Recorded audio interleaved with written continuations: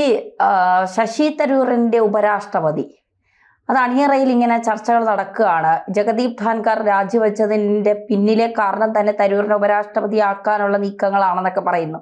ഇതിനിടയ്ക്ക് രാജീവ് ചന്ദ്രശേഖരന്റെ ഒരു MP സ്ഥാനം കൂടി കിടക്കുകയാണ് അവിടെ, അതും പുറത്തേക്ക് വരികയാണ്. ഈ രണ്ടും കൂടി ചേരുമ്പോൾ BJPയിൽ ഒരു വലിയ ലോട്ടറി BJPക്ക് തരൂറിനും രാജീവിനും അടിക്കുന്നു BJP വഴി.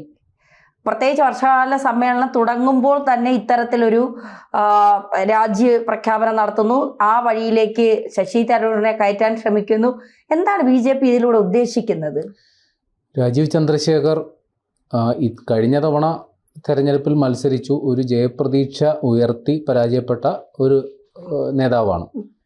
അദ്ദേഹത്തിന് ഒരു 5 വർഷം കൂടി കാത്തിരുന്ന ഉറപ്പായിട്ടും അടുത്ത തെരഞ്ഞെടുപ്പിൽ അദ്ദേഹം തിരഞ്ഞെടുക്കപ്പെടും എന്നുള്ളത് ഉറപ്പാണ്. കാരണം തിരുവനന്തപുരത്തിൻ്റെ രാഷ്ട്രീയ ചിത്രം അതാണ്. പക്ഷേ ഇപ്പോൾ തരൂര് ഉപരാഷ്ട്രപതി സ്ഥാനത്തേക്ക് പോവുകയാണെങ്കിൽ സ്വാഭാവികമായും തിരുവനന്തപുരം ലോക്സഭാ സീറ്റിലൊരു ഒഴിവ് വരും, ഉറപ്പാണ്. അങ്ങനെയാണെങ്കിൽ അവിടെ ഉപതെരഞ്ഞെടുപ്പും നടക്കും. രാജീവ് ചന്ദ്രശേഖർ മത്സരിക്കുകയാണെങ്കിൽ ഉറപ്പായും അദ്ദേഹം തിരഞ്ഞെടുക്കപ്പെടും. രാജീവ് ചന്ദ്രശേഖർ അല്ല, BJP കാൻഡിഡേറ്റായിട്ട് അവിടെ ആര് വന്നാലും അവർക്ക് ജയസാധ്യത ഉണ്ട് എന്നുള്ളതാണ് ഇപ്പോഴത്തെ ഒരു ചിത്രം. ചില കണക്കുകൾ കൂടി പറഞ്ഞുതരാം. അതായത് 2019 ലോക്സഭാ തെരഞ്ഞെടുപ്പ് BJPക്ക് ഏറ്റവും അനുകൂലമായ രാഷ്ട്രീയ സാഹചര്യം ഉണ്ടായിരുന്ന തെരഞ്ഞെടുപ്പായിരുന്നു. അതായത് നമ്മുടെ ശബരിമല വിഷയമടക്കം BJP രാഷ്ട്രീയ പ്രചാരണ വിഷയമാക്കിയ തെരഞ്ഞെടുപ്പിൽ അന്ന് BJP സ്ഥാനാർത്ഥി കുമ്മനം രാജശേഖരനായിരുന്നു. അന്ന് കുമ്മനം രാജശേഖരന് കിട്ടിയ വോട്ട് 3,16,142 അന്ന് ശശി തരൂരിന് കിട്ടിയ വോട്ട് 4,16,131 വോട്ടാണ് ശശി തരൂരിന് കിട്ടിയത്.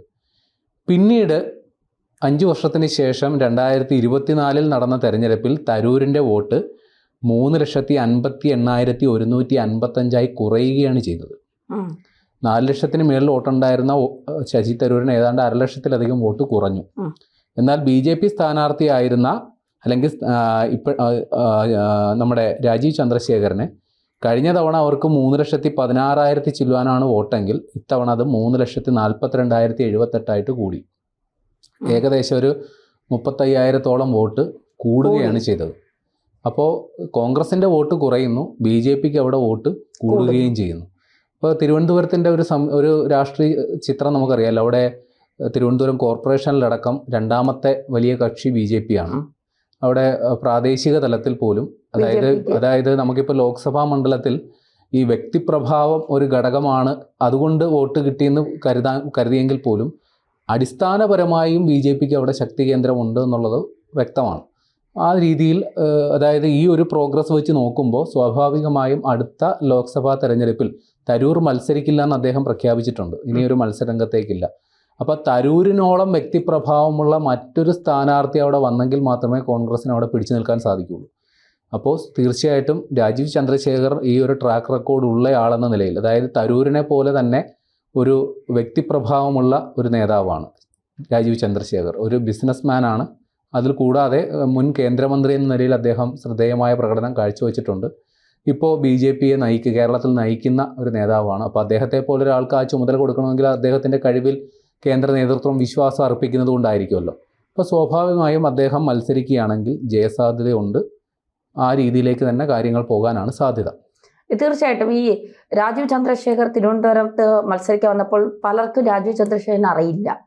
തീരദേശ മേഖലകളിലൊക്കെയാണ് ഈ കോൺഗ്രസിന് വോട്ട് കൂടുതൽ. അവിടെയാണ് കോൺഗ്രസ് ഇത്തവണ വിജയിക്കാൻ കാരണം അവിടെ എണ്ണി തുടങ്ങിയപ്പോഴാണ്. അപ്പോൾ പലർക്കും അറിയാത്ത രാജീവ് ചന്ദ്രശേഖർ ഇത്തവണ ഈ 3,46,000-ലധികം വോട്ട് നേടിയെങ്കിൽ BJPക്ക് കുറച്ചുകൂടി നല്ല രീതിയിൽ PR വർക്കുകൾ നടത്തിയാൽ തിരുവനന്തപുരത്ത് ഒരു സീറ്റ് കിട്ടുമെന്നുള്ള ഒരു കാര്യം കൂടി പറഞ്ഞു തരാം. അതായത് 2019 തരൂരിൻ്റെ ഭൂരിപക്ഷം 99,989, അതായത് 1 ലക്ഷത്തിനടുത്ത് ഭൂരിപക്ഷം ഉണ്ടായിരുന്നു. അതായത് ഈ BJPയുമായിട്ട് ശക്തമായ ഫൈറ്റ് നടക്കുന്നത്. കുമ്മനം രാജശേഖരനെ പോലെ കേരളത്തിലെ സമുന്നതനായ ഒരു നേതാവിനെതിരെയാണ് തരൂർ ജയിച്ചു കയറുന്നത് 1 ലക്ഷത്തോളം വോട്ടിൻ്റെ ഭൂരിപക്ഷത്തിൽ. എന്നാൽ കഴിഞ്ഞ തവണ ആ ഭൂരിപക്ഷം 16,077 കുറഞ്ഞു. അപ്പോൾ തരൂരിനെ സംബന്ധിച്ച് കാൽച്ചോട്ടിലെ മണ്ണ് ഒഴുകി തുടങ്ങിയിട്ടുണ്ട്. അപ്പോൾ രാഷ്ട്രീയമായ ഒരു ഫൈറ്റിന് ഇനി അടുത്ത തെരഞ്ഞെടുപ്പിൽ തരൂരിന് സാധ്യത തീരെ ഇല്ല എന്ന്. കാരണം ഇപ്പൊ ഇത്തരത്തിലൊരു തരൂരിനെ കുറിച്ച് സംസ്ഥാന കോൺഗ്രസിനകത്ത് തന്നെ വലിയ അവമതിപ്പുള്ള സ്ഥിതിക്ക് അടുത്തൊരു തെരഞ്ഞെടുപ്പിൽ അദ്ദേഹം മത്സരിക്കാമെന്ന് തന്നെ തീരുമാനിച്ചാൽ പോലും ജയസാധ്യത തുലം തുച്ഛമാണ്. അതെ, തീർച്ചയായിട്ടും. ഇനി അത്തരത്തിൽ ഇനി ആരെ കൊണ്ടുവന്ന് മത്സരിപ്പിക്കുമെന്ന് കോൺഗ്രസിന് കാരണം തലസ്ഥാനത്തെ തരൂർ ഒരു പതിഞ്ഞ മുഖമാണ്. ഇനി അതുപോലൊരു മുഖത്തെ അവിടെ പതിപ്പിച്ചെടുക്കണമെങ്കിൽ കുറച്ച് ബാലികേറമല ഉണ്ട് കോൺഗ്രസിനെ സംബന്ധിച്ചാണ്. കെ മുരളീധരൻ മുമ്പ് അവിടെ തിരുവനന്തപുരത്ത് മത്സരിച്ച വട്ടിയൂർക്കാവ് MLA എന്ന നിലയിൽ. അതുമാത്രമല്ല, കോൺഗ്രസിനെ സംബന്ധിച്ച് ഇപ്പോൾ അവതരിപ്പിക്കാൻ പറ്റുന്ന, ഇപ്പോൾ തൃശ്ശൂരിൽ അദ്ദേഹം മത്സരിച്ച് പരാജയപ്പെട്ടെങ്കിലും ഒരു BJPക്കെതിരെ ഫൈറ്റ് ചെയ്യാൻ പറ്റിയ ഒരു നേതാവ് എന്ന നിലയിൽ അവതരിപ്പിക്കാൻ പറ്റുന്ന കെ മുരളീധരൻ മാത്രമേ ഉള്ളൂ. തിരുവനന്തപുരം അദ്ദേഹത്തിന്റെ തട്ടകമായതോടുകൂടി പിന്നെ കുറച്ചുകൂടി മുരളീധരനെ സംബന്ധിച്ചിടത്തോളം കുറച്ചുകൂടി ഈ അണികൾക്ക് വേണ്ടി സംസാരിക്കുന്ന ഒരു നേതാവെന്ന് കൂടിയുള്ള ഒരു പേര് പിന്നെ മുരളീധരനുണ്ട്. അത് മാത്രമല്ല, എനിക്ക് തോന്നുന്നു തരൂരിനെതിരെ ഏറ്റവും കൂടുതൽ കടന്നാക്രമിക്കുന്ന പ്രസ്താവനകൾ നടത്തുന്ന മുരളീധരനാണ്. അതെ, അപ്പൊ മുരളീധരന് തരൂര് കഴിഞ്ഞാൽ ഞാൻ എന്നൊരു വിചാരമുണ്ട് എന്ന് വേണം മനസ്സിലാക്കാൻ. അല്ല, തരൂരിനെ സംബന്ധിച്ചിടത്തോളം ഒരു ബമ്പർ ലോട്ടറി അല്ലേ. കോൺഗ്രസിൽ നിന്നാൽ ഒരുപക്ഷെ കിട്ടാത്ത ഒരു വലിയ സ്ഥാനം, ഒരു MP MLA എന്നതിനപ്പുറം തരൂരിനെ ഇപ്പൊ കോൺഗ്രസിൽ നിന്നാലും അടുത്ത തവണ UDF ജയിച്ചാലും തരൂരിനെ മന്ത്രിയൊന്നും ആക്കാൻ ആരും മെനക്കെടില്ല. കാരണം ഇപ്പോഴേ അതിന്റെയൊക്കെ തീരുമാനം KC അവിടെ ഡൽഹിയിലിരുന്ന് നടത്തി കാണും. അപ്പൊ അതിലൊന്നും തരൂർ ഉണ്ടാകില്ല എന്നുള്ളത് ഒരു യാഥാർത്ഥ്യമാണ്. തരൂരിനെ സംബന്ധിച്ചിടത്തോളം ഇത്തരത്തിലൊരു നീക്കം നടത്തിയാൽ മാത്രമേ തരൂരിന് ഇനി എന്തെങ്കിലും പിടിച്ചു നിൽക്കും. വിശ്വപൗരനെന്നൊക്കെ പറഞ്ഞാലും ഒരു സ്ഥാനമില്ലെങ്കിൽ ഒരു വിലയും ഉണ്ടാവില്ല. കറിവേപ്പിലയുടെ സ്ഥാനമാണ് എന്നുള്ളത് തരൂർ തിരിച്ചറിഞ്ഞത് കൊണ്ടാണ് തരൂർ ഏത് ഭാഗത്തെ ചാഞ്ഞാലാണ് തനിക്ക് പിന്നെ താൻ വിചാരിച്ച കാര്യങ്ങൾ നടക്കാൻ കഴിയൂ, ആ ശിഖരത്തിലേക്ക് ചായാൻ എന്തായാലും തരൂർ ശ്രമിക്കും.